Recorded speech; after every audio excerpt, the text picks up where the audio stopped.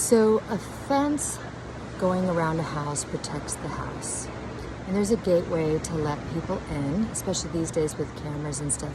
People buzz people in to their homes all the time now.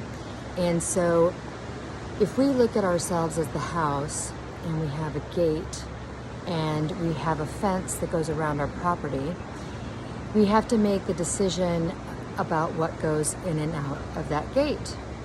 So when it comes to scheduling, we have to take responsibility for our own decisions about what we put on our schedule. So busy does not mean you're going to get better. Sometimes it actually means you are overbooking yourself because you haven't checked your schedule to see exactly what you can fit on there with everything else that you have going on. And so we don't want to put ourselves in the position of not keeping our word. And that's one of the main things that I find for myself is that when I overbook my schedule, like it may be somebody's asked me to make a commitment at church and it sounded good, it fit in my talents and giftings, and then I'm the one who said yes before checking my schedule, and then I realized I really didn't have time for that commitment. And then I either finished that commitment all the way through, like I should, because the leaders at church don't know your schedule. So if they're asking you to do a lot of things, it's up to you to decide what you can and cannot do. Same with the workplace.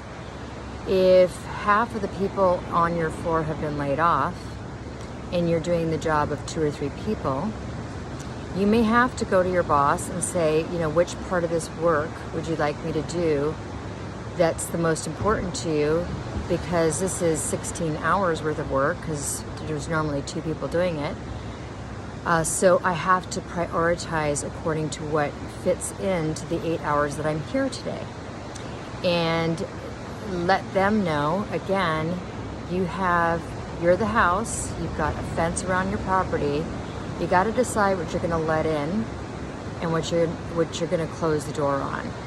And so we have to take responsibility for our crazy busy schedules, because we're the ones who are saying yes, probably to too many commitments, even in the workplace or outside of the workplace.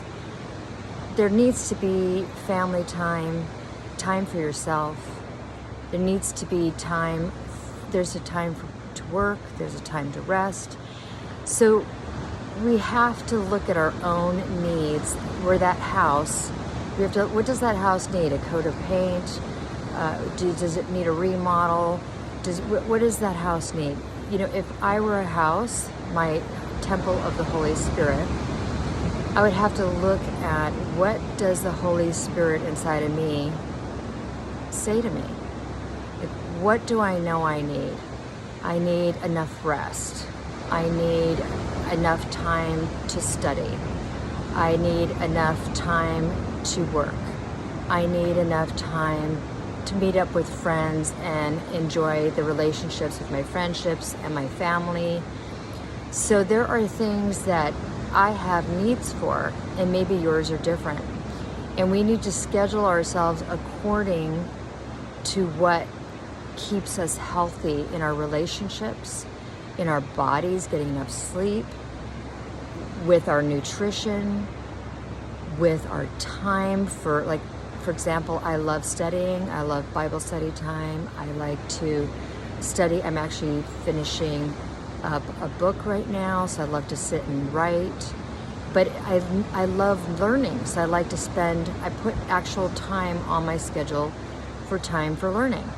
So, and I love meeting up with friends and family and having that personal time. So everybody has different priorities, and the decisions we need to make is looking at our schedule first before saying yes. And it can be as simple when you think about yourself being the house. So the fence is there to protect myself and to keep myself healthy, mentally, physically, and emotionally.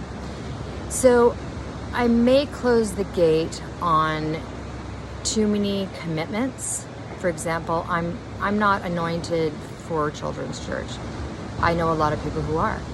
So if somebody asks me, hey, can you do time in children's church for the next 6 months? I probably would say I would love to, but I'm really not good with groups of children. If there's another area, you could always ask me again, but I would probably not be able to keep that commitment.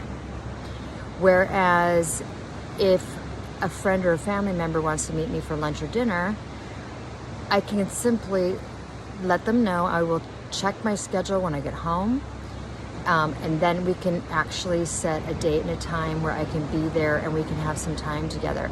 So that's opening the gate up and letting them in to my life for a lunch or for a dinner.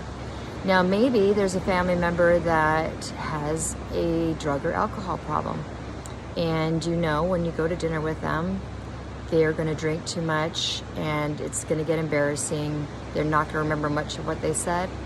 So in a case like that, I may say to that family member, I would really prefer to do breakfast because I know for sure that they're sober at breakfast. And maybe let's look at the schedule and see if we can fit a breakfast in. So I opened the gate to breakfast, but I closed the gate on going to lunch or dinner in case they are not making the choice to get sober right now.